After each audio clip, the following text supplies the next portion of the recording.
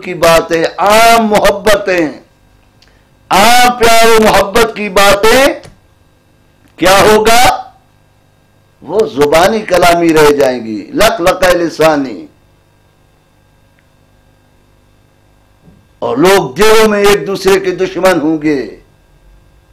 وَتَشَاجَرَتِ النَّاسُ وَتَشَاجَرَ النَّاسُ بِالْقُلُوبِ،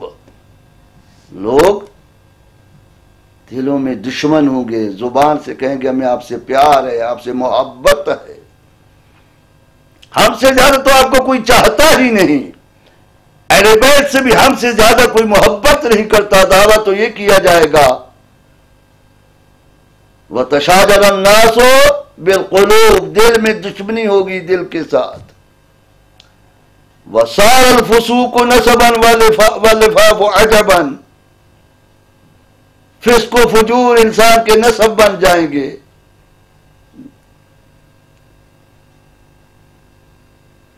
اور پاک دامنی جو ہے وہ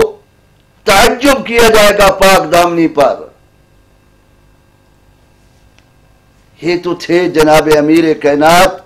جو ارشاد فرما رہے تھے اس سلسلے میں، لہذا ہمیں تمام ادوار کو مد نظر رکھ کر صبر و تحمل کے ساتھ، پیار و محبت سے، الفت سے حقائق اسلامی، اسرار و رموز قرآنی، اسوہ حسنہ کے فیوز و برکات سے انسانیت کو تبلیغ بھی کرتے رہنا ہے اور ان تک وہ پہنچاتے بھی رہنا ہے۔ اب آتے ہم اپنے موضوع کی طرف، ولایت علی ابن ابی طالب علیہ السلام۔ مولا کے دوست ہوں چاہے یا دشمن ہوں، وہ بھی کہتے ہیں کہ مولا کائنات علی ابن ابی طالب ہے۔ مولا کائنات حل مشکلات علی ابن ابی طالب کی ذات گرامی ہے۔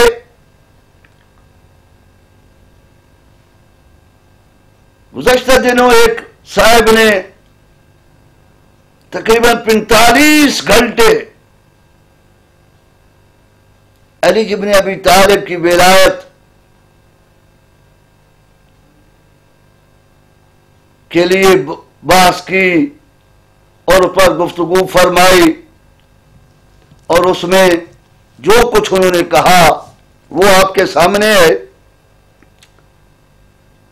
انہوں نے ولایت علی کی بنیاد تشیع کے نزدیک یہ قرار دی کہ یمن میں جناب امیر گئے اور وہاں سے کچھ صحابہ رسول واپس آئے اور رسول کے پاس آ کر انہوں نے کچھ چیزیں ایسی بیان کی جو رسول کو ناگوار گزری، اور اس ناگوار گزرنے والی چیزیں اور پھر ایک اور اسلام کے نام پر بننے والی شخصیت جسے خالد بن ولید کہا جاتا ہے، اس نے ایک خط بھیجا، اس پر بھی رحمت للعالمین کو ناراضگی آئی، تو اس پر جناب نے فرمایا، پھر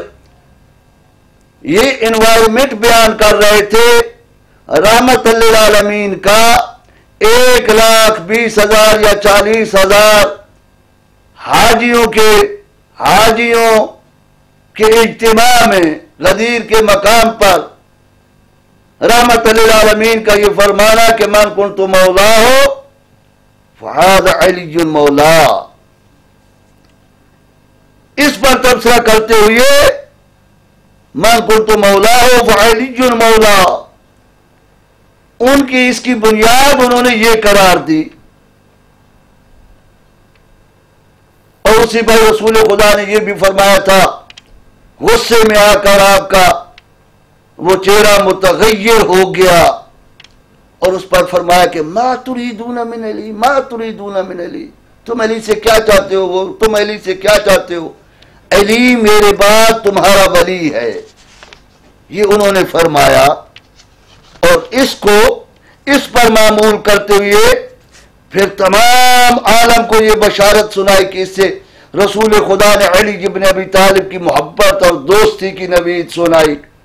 اور اس میں ہم بھی مانتے ہیں کہ علی ابن ابی طالب تمام جس کا میں دوست ہوں اس کا علی دوست ہے، یا جس کا میں مولا ہوں اس کا علی مولا ہے۔ یہ اس چیز پر انہوں نے یہ کہا، لیکن میں حیران ہوں کہ جو کچھ وہ لکھتے ہیں وہ اس سے ہٹ کے ہے، جو بیان کیا ہے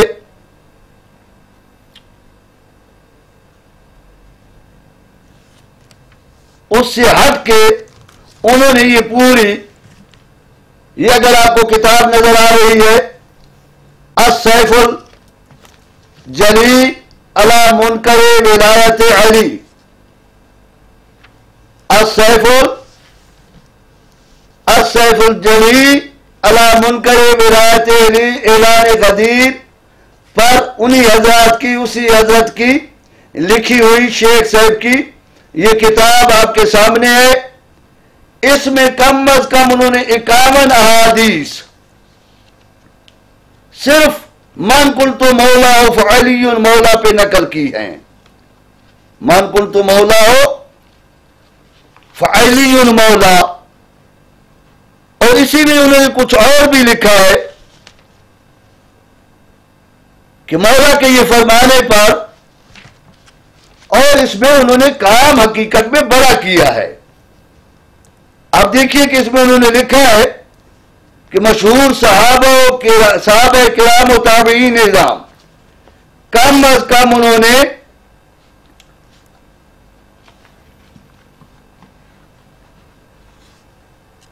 84 صحابہ کرام، مشہور صحابہ کرام و تابعین نظام کے نام دیے ہیں انہوں نے، جنہوں نے اس روایت کو نقل کیا، واقعہ غدیر کو نقل کیا، اور یہ پہلی صدی ہجری، دوسری صدی ہجری، تیسری صدی ہجری، حتیٰ کہ 7ویں صدی ہجری تک کی کتابوں میں جس طرح یہ حدیث منقول ہوتی رہی، 10ویں 11ویں صدی ہجری تک جتنے محدثین نے، جتنے متکلمین نے، جتنے مورخین نے اس کو نقل کیا،